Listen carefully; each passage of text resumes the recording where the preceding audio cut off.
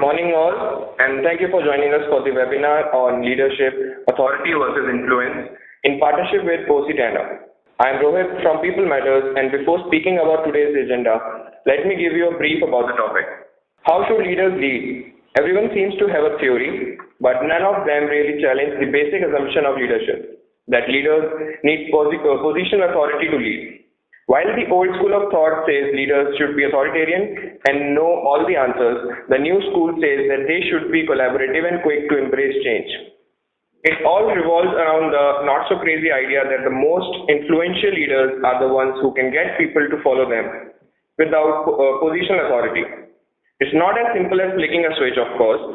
Before chasing influential authority, leaders must first build a culture of trust and learn to show ownership among their team members, both of which require tactical changes like team-based measurements, transparent communication, and exposing team members to users' lives at a personal level.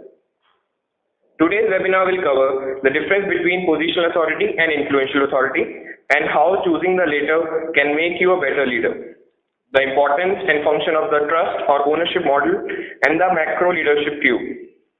Real-world methods of building trust, growing ownership, connecting people to purpose with the goal of creating a culture of greatness that's contagious.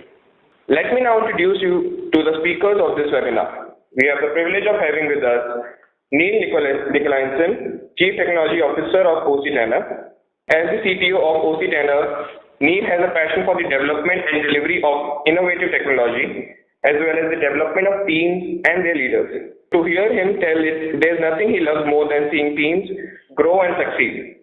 Every day, Niel leads the development of market-leading products, compassionate customer support, and the invention of new tools that help our global clients gain insight into recognizing and engaging their employees. He holds a master's degree in engineering from MIT and an MBA and bachelor's degree in physics from Utah State University. Next speaker is Dana Rogers, who is the Director of People Systems and Total Rewards at O.C. She has been associated with the company for more than 14 years. Prior to joining O.C., she has worked with the companies like Northwestern Energy and Montana Power Company as SAP HR Business Analyst. She has also received major certifications like SPHR certification, SHRM, SCP certification, etc. Next speaker is Sandra Christensen, who is the Vice President of Awards at O.C. At O.C., Sandra leads a team of awards strategists, artisans, and craftsmen to create effective award strategies for clients around the world. With over 25 years of design and award expertise, Sandra's capabilities are leveraged by clients who turn to her to bring the stories of their cultures to life and ensure every cognition experience is personal, meaningful, and memorable. Our partner for today's webinar is O.C. O.C. was founded in 1927 and has pioneered the recognition industry and is a market leader with the capability of local and global expertise. O.C. develops strategic employee recognition and reward solutions that help employers accomplish and appreciate great work. O.C. understands the business case and offers personalized and customized solutions to recognize people that give powerful and measurable business results. O.C. helps organizations create great work environments by inspiring and appreciating great work. Thousands of clients globally use the company's cloud-based technology, tools, awards and education services to engage talent, increase performance, drive goals, and create experiences that fuel the human spirit. We have saved time for you to ask your question at the end of the webinar. For those attending the live webinar, you can submit questions at any time during the presentation through the Q&A section. We will try to respond to as many questions as time allows. We have an exciting agenda for the webinar today, so without any further delay, I am going to hand over the webinar microphone to Niel.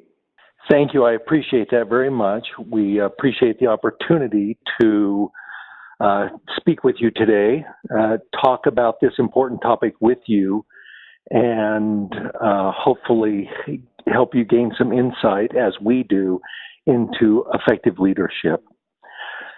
We want to talk today on this topic of the difference between positional authority and influential authority, talk about why influential authority is important, and we think more important than positional authority, and introduce a couple of models that help any leader think differently about their role as a leader. Now, one of the important messages we want to deliver to you today and have you remember is that one of the primary roles of leadership, of a leader, is to create a culture. Think of it as my job as a leader is to create the environment in which the work takes place. And so just kind of think of that as we talk about things like influential leadership and trust ownership model. My role as a leader is to create an environment or a culture where the work takes place. And obviously, I want that culture or environment to be one that's very positive and helps people do their best work. So our agenda loosely is we're going to talk a little bit about these differences between positional and influential authority. We're going to talk about the trust ownership model, talk about two things or the two areas of trust and ownership. And then we're going to finish by giving you an assignment. So hopefully you have a piece of paper or a computer or a smartphone where you can take some notes, because at the end we're going to ask you to do two assignments. And hopefully you'll complete those assignments and everything will be wonderful. So with that, we will start. First, let's start with just a short introduction. You heard, there's my bright smiling face. You heard the introduction. I've been at O.C. Tanner for 3.5 years. I have with me to help me today, first, Sandra Christensen. Sandra, do you want to say a bit about yourself? Thank you, Neil. Thank you, and with you as well. I am the Vice President over our award strategy team at O.C. Tanner. I've been working in the recognition and appreciation industry for 28 years, and happy to be chatting with you today about this important topic. Okay, next, Dana. Hi, thank you so much for having us. I'm Dana Rogers, and I am also with O.C. Tanner. I'm the Director of People Systems and Total Rewards. I'm a member of the People and Great Work team, and at O.C. Tanner, at other companies, that team is typically called Human Resources, but at O.C. Tanner, we're People and Great Work, and I have been in HR for 26-ish years, and with O.C. Tanner the past 13, and look forward to talking to you about leadership and about how important your role is in creating a great culture for your people. Great, thank you. Okay, with that, we'll dive in. So the first thing we want to talk about is this notion of influential versus positional authority. And we want to make the claim that influential authority, influential leadership matters more today than it ever has. And so I'm going to ask the question to Dana and Sandra, why is it now that this notion of influential leadership today is more important than my positional authority? This is Sandra. I think that at the rate of change, the business changes and the direction of decisions changes at such a rapid rate, there is no one person that can possibly manage the amount of necessary knowledge. And so to expand that reach and cast a broader net to a broader audience of people that can impact and influence decisions is critical. And so bringing people into that influence and that fold of understanding and decision-making is essential to help drive business results with more thinking and more essentially more heads on every initiative. Okay, thank you. Dana, go ahead. I was just going to add that one of our jobs as leaders is to develop people to be able to handle these types of things, and so that they can happen at a rapid pace. And that with the rate of change that's happening, there's, as Sandra said, there's just no way that any one person could do this all by themselves. Okay, perfect. Thank you. There's another reason I think this notion of influential leadership is important is because as I think about the projects I have at O.C. Tanner and in every aspect of my life, I'm working with other departments. I'm working with other people. I'm working with vendors and suppliers. I'm working with people who are way outside of my IT organization, of my technology teams. And so I have to influence them knowing that I have no direct authority over them or their decision making. And I think that's generally true as we think about the work we do today. It's networked across the organization rather than exists only in our department. And so as a leader, I need to know how to exert influence broadly across the organization, along with the things that Dana and Sandra talked about. So if this influential authority is so important, that begs the question, how is it different from positional authority? And then, of course, how can I get some? So let's just spend a minute on this idea of how influential authority is different from positional authority. Positional authority, the way I describe that, that's the authority I have because of my position on an organizational chart. I have people who report to me. There are people who report to them. And so I have positional authority just because of my role in the organization. But like I said, that authority is fairly constrained. Now, oftentimes, and the way we've thought about leadership in the past, is that positional authority. I have that positional authority, and it makes me the primary decision maker. Now, with influential authority, because the decisions are collaborative and networked broadly across the organization, then I have to make decisions in a more collaborative way rather than in a primary way. Influential leaders are ones who embrace and adapt to change, whereas in positions, sometimes at a positional authority, I'm the one who decides what changes we will and will not make. So rather than embracing change, I end up being the gatekeeper or sometimes the bottleneck to change. As an influential leader, yes, go ahead. When that change, I'm sorry, this is Dana. I was just going to say, even when that change is going to be made. Right. And then as an influential leader, I give responsibility. In fact, I assume everyone else has responsibilities rather than I am the primary owner of the responsibility. And finally, I lead by example, and sometimes I'm in my positional authority because of my expertise, because I'm a subject matter expert, or I'm a technical expert. Well, when I get to influence, that technical or subject matter expertise doesn't matter as much because the decisions are much more broadly based. So just kind of to set the stage for this idea of influential authority versus positional authority, those are some of the characteristics. Here's the idea we want you to think about. That is, we first of all believe that influential authority, influential leadership is more important today than positional authority. And secondly, we can identify those influential leaders because they are the people that people want to follow. So influential leaders are those who gain followers and do it without positional authority. So please hold on to that thought, that notion as we go through the trust ownership model, because if this is true, then the question we want to ask is, what does leadership look like, the leadership that people want to follow? The model we want to present and spend a few minutes talking about is this model of trust and ownership. Now, the first question I want to ask Dana and Sandra is to think back to the best leadership experience they ever had, meaning the leader that most inspired them to do their best work. Describe for me some of the characteristics of that great leader.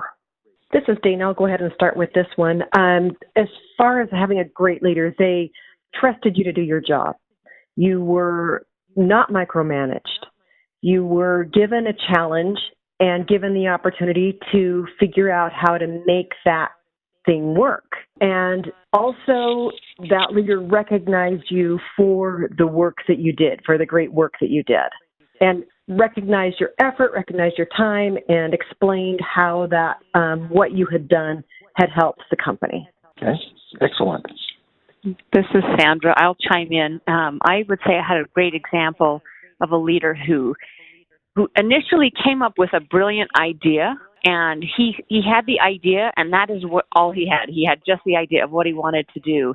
He didn't have the why, he didn't have the timeline, he didn't have the how of what was going to happen to make that idea a reality, but what he had was passion and vision for a better future and for a product that could be amazing.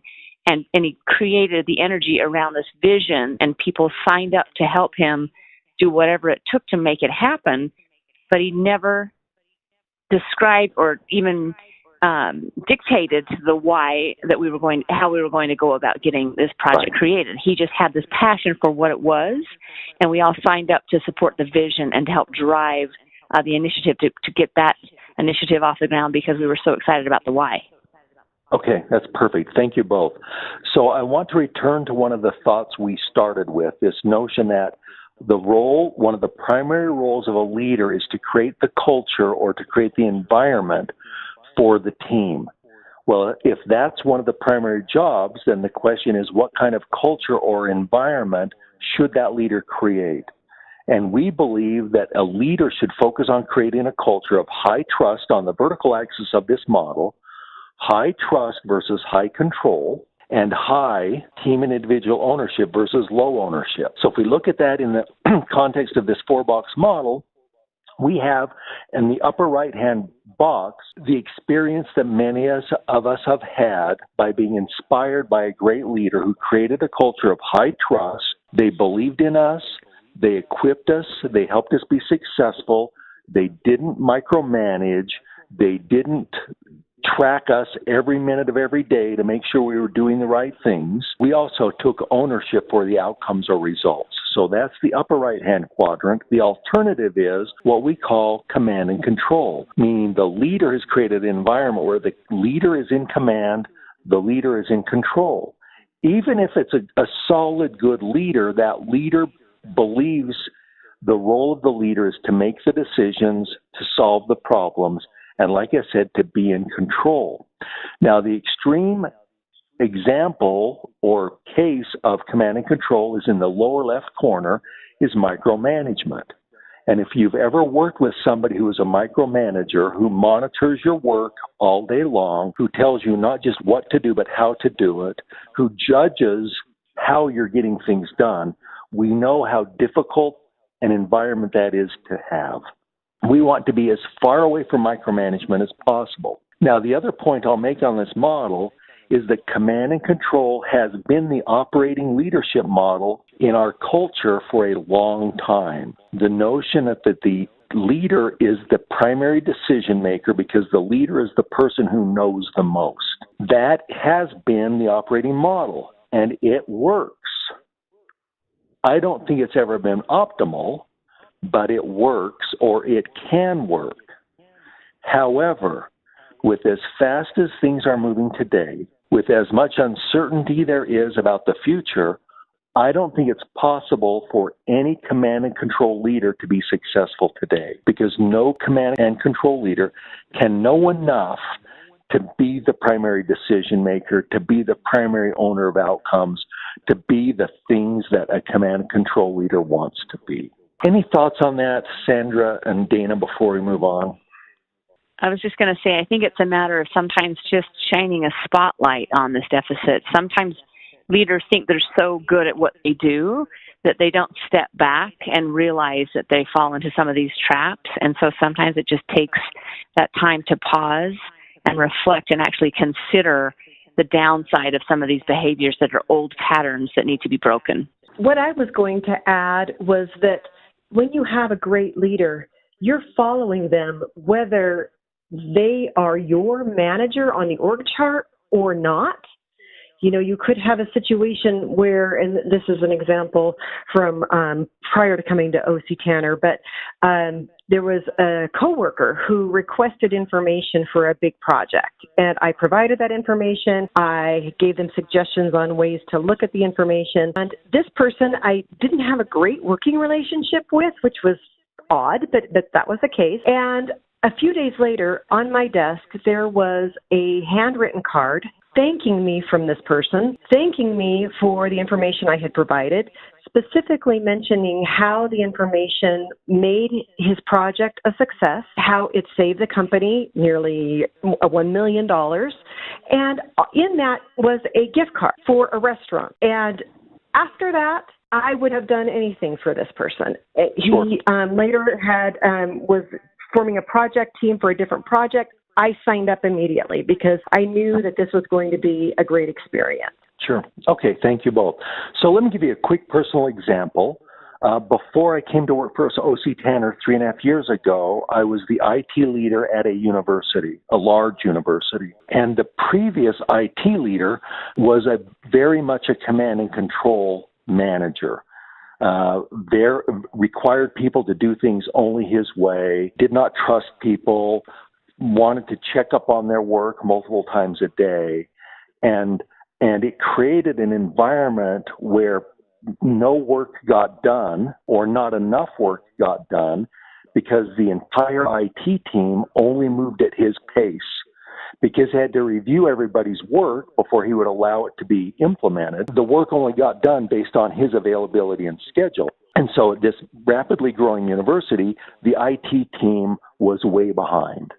In fact, when they hired me, the university president said, "Our IT team is like a black hole. Project requests go in and nothing comes out." So when they hired me, first time I met with the entire IT team in a large room, there were about 120 people, and I explained this notion of trust and ownership. And I said, here is the rule.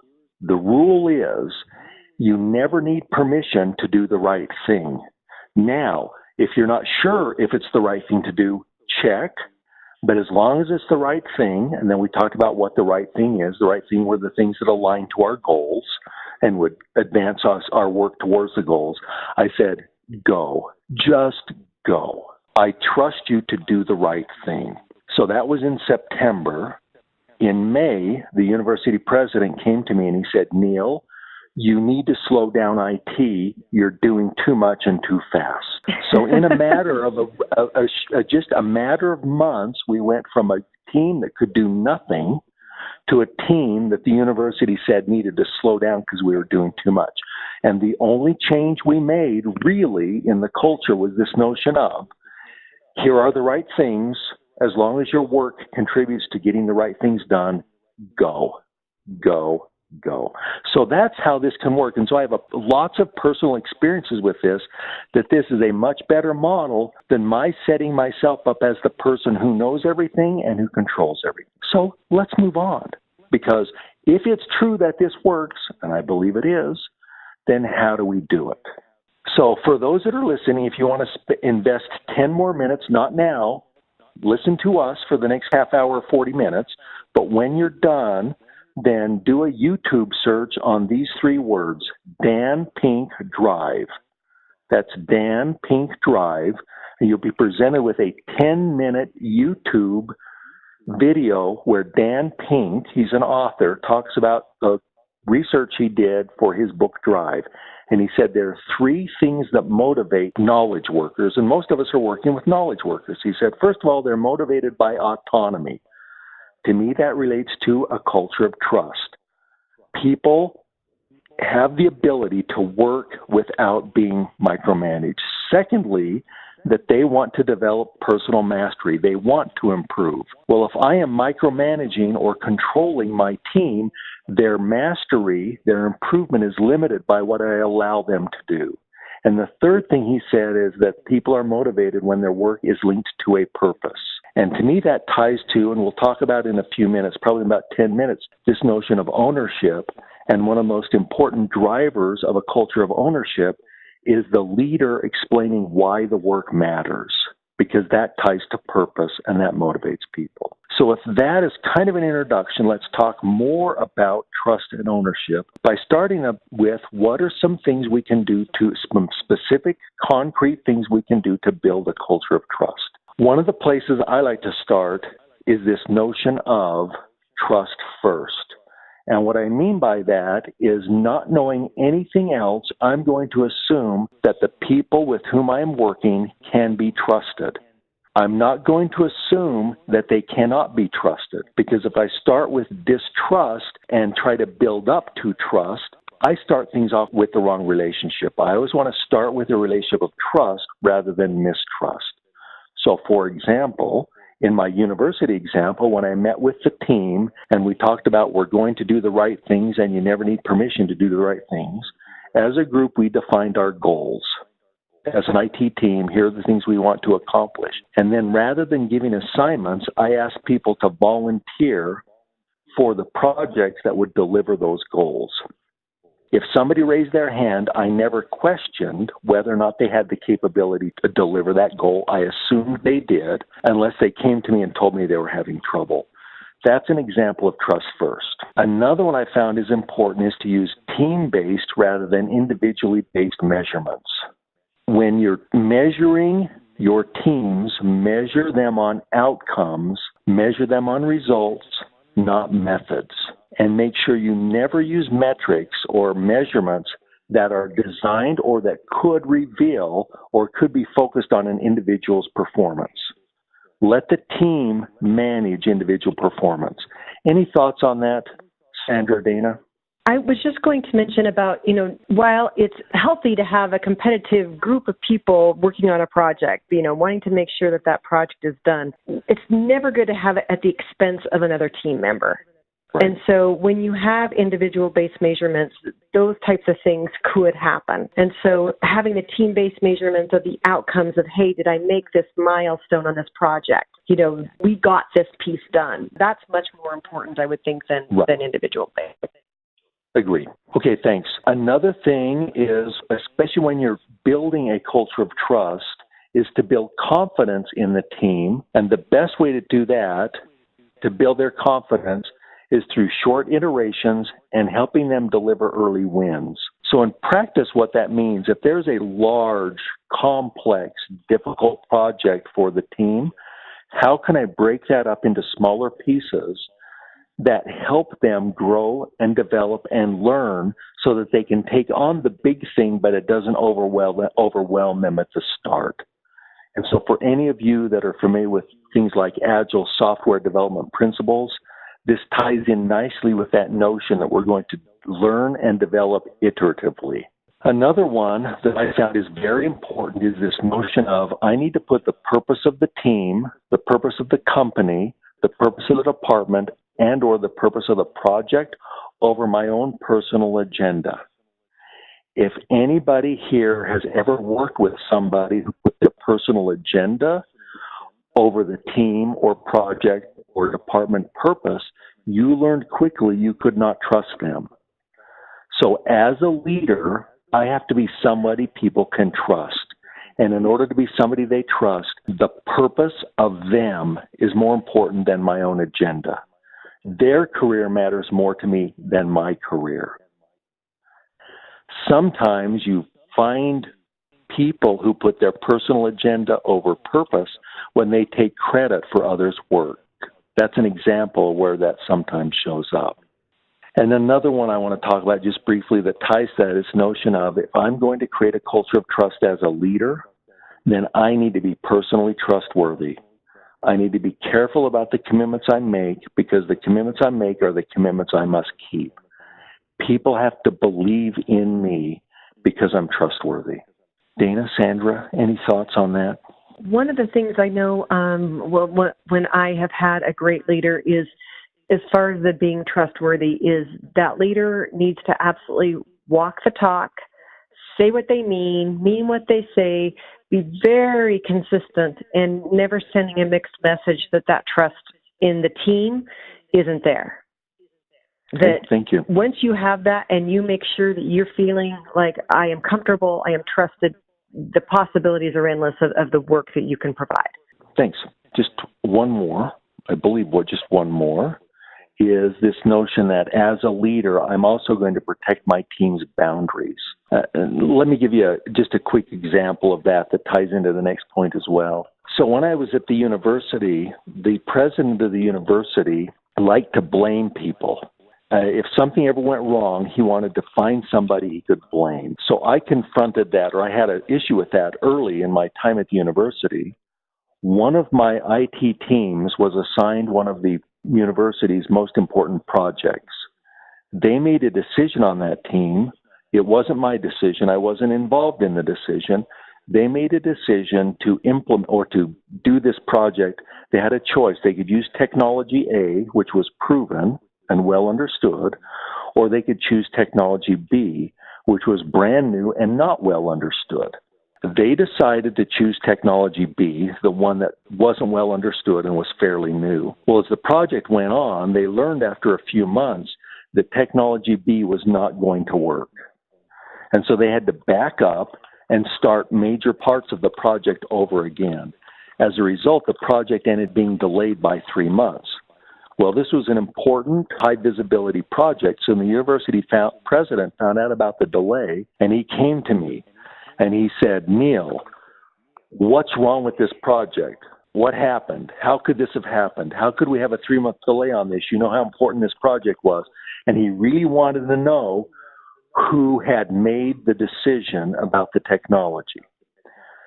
Now, like I said, I had no idea who made that decision to select technology B. It really didn't matter to me, because at that point, I looked him in the eye, and his name was Bob. I said, "Bob, it was my decision." Now, why did I do that? Because I knew that I didn't want my team to confront his anger. It was a good team. They'd made a bad decision. We can recover from a bad decision. A 3-month delay on a project, we can survive that. Could I survive him crushing my team? No. And so their attitude, their culture mattered more to me than his anger, because I knew his anger. He would be angry with me for a couple of days and get over it. And so it was fine. That's an example of protecting team boundaries. And not only that, though, but your team would have done anything for you. True. At that point. True. Anything for you. because purpose is more important than personal agenda. It didn't matter to me that this built incredible loyalty. But you're right, Dean. It did. It built incredible loyalty. And then the last one I want to talk about, kind of on the same lines, this notion of if there is a problem, and there always are problems, something will always go wrong. If something goes wrong in a culture of trust, we blame and fix the process rather than blaming and trying to fix people. This is based on the very, very important concept that people come to work wanting to do the right thing. And if they don't do the right thing, it's because the process or the system stopped them from doing good work. So the first place we always want to go is what got in the way of people doing their best work? Let's fix that, because it shouldn't be hard to do the right thing. So if something goes wrong, we fix the process, not the person. I think it's important to note here. Yes. I think it's important to note here that sometimes that requires a deep dive into the process. And so depending on what it is, whether it be a manufacturing process or an IT development process, it does require some work. And a lot of times it's easier to blame bodies and people rather than taking that moment to sit and look at the actual flow of work and where the discrepancies and deficiencies are. Right. But it's worth the effort, because it's worth looking, because that's going to give you long-term gains, because you're going to fix something that will avoid pitfalls for next generation teams. Okay, perfect. Thanks. Now, I just want to make one note. Some people are asking questions in the Q&A section. What we'll try to do is get through our slides in the next, let's say, 13 minutes and then answer some of those questions. All right, let's move on to, last thing. Sorry, I keep saying last thing and then I come back to another one. As a leader, I want to be completely transparent, and I want to communicate all the time. And I want to be honest in my communication. Even if somebody asks me a question I cannot answer, my answer is, I can't tell you that. And that's okay. I'm honest in telling them I cannot tell them. Okay, let's move on to this notion of, so we've talked about a culture of trust and the trust ownership model. Now let's talk about how to create a culture of ownership. And the ownership is the teams and the individuals on those teams take ownership for the results we want to create. Here are my tips on how to create a culture of ownership. First, as a leader, I want to focus on why the work matters and what needs to be done, and then get completely out of the business of telling anybody how to do anything. As soon as I tell anybody how to do anything, I just took ownership away from them. I want to link all of the work to why, because why motivates people. I want to communicate it over and over and over again. And then I want to expose my team to my customers' lives and their goals, because that helps them understand the why better. Here are the problems my customers are trying to solve. Here are the issues they're dealing with. As if they can understand that and connect it to the why, it becomes a powerful motivator, and they want to take ownership for solving those problems or making their lives better. So like I said, as a trust ownership leader, I want to communicate why, and I want to communicate it all the time. I've learned through hard experience that saying it once is not enough. Saying it twice is not enough. Saying it 3 times is not enough. I need to talk about why all the time, because my teams are focusing on the day-to-day how, they lose track of the why. And I need to always elevate their thinking back up to the why. Also, I want to push out decision-making. Remember, one of the differences between an influential leader and a positional leader is that the influential leader pushes out the decisions. So I want to put the decisions out with my teams. Now, that begs the question, and here's a challenging one. One of the reasons I got my leadership role is because I'm such a good decision maker. So now you're telling me, Neil, that one of the things I do the best is one of the things I should no longer do. Yes, that's exactly what I'm telling you. I want to get out of the decision-making business, particularly on decisions around how, and I want to focus my decision-making on what and why. Along with that, I want to stop problem solving. Why? Because I need to push problem solving out to my teams. But now I'm faced with the same thing. One of the reasons I'm in my leadership role is because I'm a really good problem solver. I am such a good problem solver that early in my career, they kept putting me into leadership roles because I'm the person who could solve the problems. So once again, one of the things I do the best are the things I can no longer do. This is a difficult personal transformation I've had to go through. And the way I was able to go through it was recognizing that instead of being an expert decision maker and problem solver, I wanted to be an expert at developing decision makers and problem solvers. If I think back to my experience at that university, what we did, one of the reasons we were able to get so much more done that the university asked us to slow down is because everyone on my team was able to make really good decisions, and because there were a lot more of them than there were of me, we were able to advance the work so much faster and so much better. In fact, in a lot of cases, I am so far away in my leadership role from the front lines where things really happen that I probably shouldn't be making decisions because I'm too far away from the information.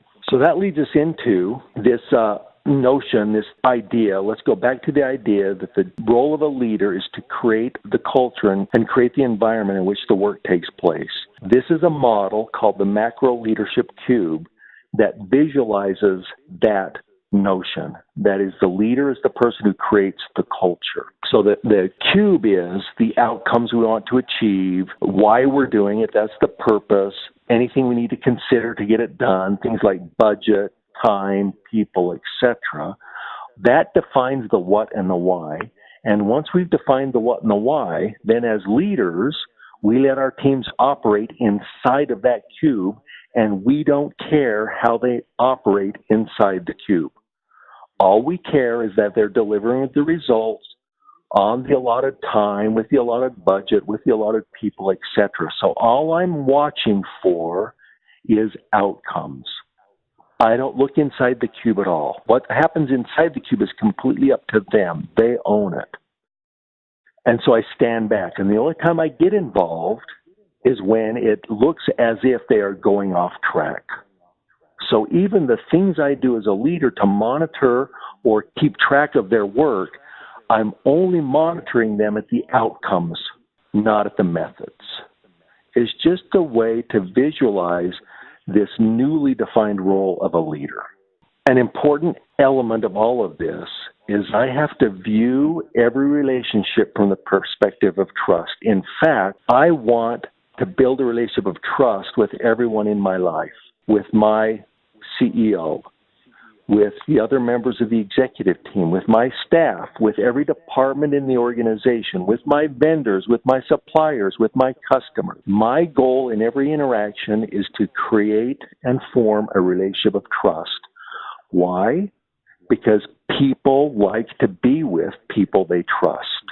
So that means I've got to do things like spend less time in the office and more time interacting with others. I have to build credibility through delivery. I can't be the person who leads a team that is a low-performing team. My team must perform, otherwise they won't trust me. And I have to think of ways to enable the strategy of the organization. That's how I build trust in every relationship. With that, I'll say this. Leadership is not easy. It's hard work. The hardest work I've ever done in my career was not defining a technical solution. It was leading teams of humans, because humans are variable. Humans have good days and bad days. I have good days and bad days. And so managing these relationships of trust, communicating with diverse audiences, dealing with the interpersonal relationships is a challenge that never goes away. So there's a little bit of a warning for people who want to be leaders. It's work, and I have to work at it every day, which also means I have to be self-reflective and every day ask myself, how well am I doing this, and do I need to change how I'm doing this? So with that, and then we'll answer some questions, here's your assignment. I want you to think about and write down one specific thing you will do in your life to improve or to create a culture of trust. One specific thing you will do, either start doing or do differently, that will grow trust in your teams or in your relationships. That's the first assignment. The second assignment is to do the same thing, but about ownership. What's one thing you will start doing or do differently that'll create or grow a culture of ownership on your teams or with the people with whom you work? So those are your two assignments. One thing you will do to create trust, grow a culture of trust, and one thing to create and grow a culture of ownership. And then I want you to actually do that thing. And then if you're really brave, and here's our logo, O.C. Tanner, here's our email addresses. You can send any one of the three of us the things you're going to do to grow trust and ownership, and we'll actually follow up with you and see how it's going. So with that, we are ready to look at some of these questions. So I'll scroll up, and among the three of us, we'll sort out how to deal with some of these. May I request you please give any company example, real-life example. Hopefully I gave that with that university example. If I didn't, please let me know, and we'll come up with some other examples. Next question, is it fair to say that these leadership styles are a function of the values and beliefs the leaders hold about people in general? Yes, I believe that's true, but I'm also saying that this model should motivate us to change the values and beliefs we have about people. I think that's one of our challenges. I am a recovering micromanager. When I first started my career, I was a micromanager, and I've had to change my attitude and belief about people so that I am no longer ever close to being a micromanager. So it can happen. Is it fair to say that these are okay, got that. It says some tasks are individually driven, therefore both measurements, individual and team, have value. I agree with that. My only caution is, as soon as you make a measure individually based, it starts to erode trust. You still want to recognize and reward the high performers. That's not all I'm saying. But you just have to be careful with metrics. That's my caution. Next question is somewhat related. Absolutely love the idea of team-based measurements. I've seen that the high performers in the team pull the weight and get frustrated. It takes a toll on the culture of the team. How would you handle that? Any thoughts on that, Sandra or Dana? Example where you've got a high performer on the team who's kind of pulling the other people along. One example I have is recognizing that person and doing it publicly in front of their team. And I've seen that happen where one team member is recognized, and that sets the example for the other team members that then they also want to have that same experience and they start pulling their weight in a much stronger way. Okay, thank you. Any thoughts, Sandra? I would say that I think that the issue is that high performers are generally always going to be in that realm. And the issue is not how to get everyone at that level, but it's about having them not be frustrated with their natural instinct to be a high performer. And so recognition of that is critical, but you're always going to have people that are going to excel at different levels, and acknowledging them and moving them into positions where they can have influence on people is a way to encourage that behavior and have them spread their influence and actually have people start to aspire to that kind of methodology. Right, because I think you bring up a great point where you take the high performers and ask them to help mentor and motivate those that are struggling a bit. And I will also say this, and this has been my personal example, is that when you create a culture of trust and ownership, the entire team performs at a higher level. I inherited at O.C. Tanner some software engineers that were considered low performers, but they've become really good software engineers because we focused on why and giving them autonomy and letting them excel. And before they were kind of held back and held down, which naturally with low expectations, they performed to a low level. But now that we've got higher expectations, some people have really blossomed and done extremely well that before people thought were not that good. Admittedly, some people don't do well in a high trust, high ownership culture. And I've had some people that kind of select their way out or decide it's not for them anymore. Okay, good question. Next, how do people or the team realize that the leader is trustworthy? Ooh, that's a good question. How does somebody know I'm trustworthy? Any thoughts, Dana or Sandra, on how people would know that somebody is trustworthy? I think it's somebody that consistently does what they say they're going to do. And so there can't be any contradictions or lapses in judgment. I think if you are showing an example of trustworthiness, it's that you are doing what you say you're going to do. And when you commit to lifting a team member or helping them with a situation, you actually follow through. So it's critical that you never leave those gaps and those moments of doubt, because you actually make good on the words that you're saying, promises you're making. Okay, thank you. And another one I'll add that has been good for me, although it's hard for me because I'm an engineer, which means I don't normally engage in interacting with other people, is just as a leader spending time with them and getting to know them and them getting to know me. Just little things like, hey, let's go to lunch today, and just ask them about themselves. People love to talk about themselves, so I just listen to them and try and understand them better. And just being that personal with them, they tend to believe I care about them because I actually do. And I think that makes a difference. Okay, we've got a few more questions to go through, and we're running out of time. So while managing a large team with multiple managers, how do I gauge the trust employees have in the managers without people feel like I'm going behind their back? Ooh, that's another really good question. So how do I know how my team members feel about their managers without my going to those people and ask them how they like or if they trust their managers? Any thoughts? One thought that comes to my mind is you talked about this before, but transparency and communication and understanding what's going on with the team shouldn't be kind of, having to go back behind someone's back, or that feeling of that, if things are completely open within your team. And the other thing I found is if I'm going to be an influential leader, I'm also committing to mentoring the members of my team, which means I will have to spend some time observing them in their work.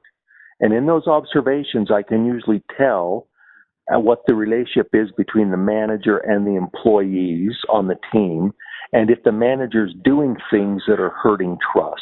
And then I can coach them on those things that they should probably change. Okay, here's a question about my thing that if something goes wrong, you blame and fix process, not people. Does that mean the capability of people does not matter? No, it does not. But my starting point is that people want to do a good job, but the process stopped them from doing a good job. Now, there are people who do not do good work. And so if they fail multiple times, then I think it might not be the process. But that's not where I start. I might end up there with somebody, but my starting point is not if something goes wrong, who made a mistake. Look at the person. I hope that answered the question, or that the person made a mistake. I might get there. Yeah. Here's another one. Firing the leader seems to be a common solution when something in an organization fails. While that is the norm, is it right? These are such good questions. And to be honest, I don't know if it's right, and it might be the norm. I'll go back to my university example. So when they hired me, the university president, I inherited 8 direct reports, 8 people that reported to me. And the university president told me, it's okay with me if you fire all 8 of them because they're not any good. And so I thanked him for his input and then completely ignored it. And I figured it was a failure of leadership with those 8 people. 3 months later, 7 of those 8 people were superstars. 1 of them wasn't, but that was self-evident, and we took care of that. But the others were great performers that were operating in a terrible environment. And that's how we fixed it. So is it the norm? Might be. To be honest, I say all the time, people hire me to fix their IT departments or IT outcomes, and maybe I'm able to do that for a while, but maybe at some point I'm not the right person, and that's okay. But again, I don't think you start there. Most people want to do the right thing but don't know how. Maybe my job as a leader is to teach them how to do the right things. Let's go on. We're getting towards the bottom. We're down to 3 minutes. I don't want to keep people over time. People are already dropping off. Does decision-making entail risks? Absolutely. How do you get the team to be willing to take risks and make decisions instead of delegating them upwards? It's another great question. Any thoughts, Sandra and Dana, before I give my thoughts?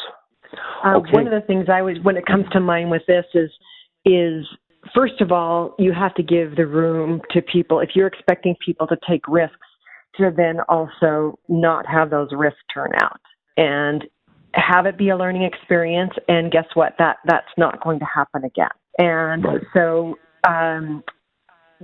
creating that environment where it's okay to take these risks, it's okay to have a failure, have that not work out, is going to create the culture of trust then that makes that decision-making not have to move up the chain. Right. And the other thing I'll say is when I've had to practice this, especially when people come to me with a problem, they say, Neil, here's a problem. What should we do? I probably know how to solve that problem, but I refuse to solve it. And instead, what I try to do is ask them questions that'll get them to formulating their own solution rather than my just giving them the answer. Because remember, my goal is to create good problem solvers and decision makers. So I'm going to guide, I'm going to lead, but I'm not going to ever give them an answer. So if somebody tries to delegate a decision up to me, it's easy for me to push it right back at them. And even, asking the question, well, who have you talked to? What have you learned in this process? Get them thinking in a different way about it. What have you tried? Why did you think that would work? What data have you collected? Who else have you talked to? There's some questions you can ask that'll just help them think about it differently, and that's usually all it takes is to get them to think about it differently. Okay, next one is another good question. When you're too focused on outcomes, we may not look at effort, which can be demotivating for the really hard-working member. Are you saying that effort has no place in the leadership conversation? No, I'm not saying that, but I am saying that outcomes matter more. If somebody can get a great outcome without working very hard, should I require them to work hard to get that outcome? I don't know. I kind of struggle with that personally. If I want to focus, outcomes are what generate the results. If they're getting results, I really don't care how. But I'll admit, I'm an extreme case of trust ownership. And we're right now our hour's up, but there's still people here. So, Neil, how do we handle shared resources? Poorly. How's that? Shawar, we handle it poorly. No, I'm just kidding. I think it's a challenge with shared resources because you might have a culture that's different from their shared culture. And so that's just something I've had to be aware of. What are the right interactions? How do I measure them compared to how their other boss is measuring them? It's a challenge, and I don't have a perfect answer, but I know it's a challenge, so I'm going to have to work at it. I hope that makes sense and provides some answer. I know it's going to be an issue, And so going in, I know it's going to be an issue. And with the other manager, we work out. How's this relationship between us going to work? I don't know how many more to answer before we call time. Despite empowering the team and allowing them to make decisions, they still feel the leader is not good and doesn't take the right decisions. I don't know what to do about that. I will say this. Leadership is an evolution. I think back to my leadership style even 3 years ago, and I'm embarrassed at my failings. I think I'm better at it today, but I think I'll be better at it next year because it's something I want to work on all the time. And it's okay to show vulnerability and tell my team, this is something I'm working on and I'm not good at it yet, but I want to be better at it. Okay, next one. You mentioned about team-based measurements. If it's a collective goal, how do you ensure accountability from each team member? My simple answer is I don't. The team decides who the performers are. I don't. That's a tough one. A shared resource who works closely and is accountable for the deliverables in the current location and does not report to anyone and is remotely managed by a manager in a different location, but the current location manager is responsible for the deliverables. Again, I think that's just a situation where you're going to have to work it out with the other manager and decide who's the primary owner of this person and who's going to be the primary mentor of this person and who's going to be the person that helps this person develop. Okay, last one. Focus on why and what in growing ownership. Can you explain that a little more? What I mean is sometimes we are in leadership roles because of our expertise in an area. And so it's easy for us when giving people assignments or judging their work, since we know how to do the work, that we will exactly specify to them how to get it done. So we won't just tell them what needs to be done, but the 5 steps they should take to get it done. What I'm saying is if I want to create a culture of ownership, I never tell people how to do the work. First of all, they should own how. And secondly, even though I might have known how 5 years ago, maybe I don't know the best way anymore. So I should trust them that they know how to do the work, and I should stay out of defining how the work should be done. Maybe I would do it in 5 steps, but they figured out how to do it in 3. It would be a mistake for me then to tell them my 5 steps and say, you must do it this way. That's what I mean by ownership. Let them own how. I'll talk about what needs to be done and why it's important, and then my work is done. Well, with that, we've answered all the questions. We've gone over by 4 minutes. I apologize for that. Again, you've got our email addresses. Let us know how this goes. I just want to say, having started out as a micromanager and now move full spectrum to a trust ownership leader, this has worked extremely well in my life and in the lives of the people on my teams. My results are much better now than they were before. My only regret in life is that I didn't start out this way. So we wish you well. Let us know if you want any of the slides we presented. We'll be happy to send them to you if you'll just email us. With that, thank you and have a good day. Thank you. Thank you. Once again, we would like to thank today's webinar partner, O.C. Also, a special thanks to our speakers, Niel, Dana, and Sandra, for this webinar and all the insightful information that they have shared with us today. And I would also like to thank all the webinar audience for participating today in the webinar. We will come back to you with many more. That concludes today's webinar. Thank you and have a good day.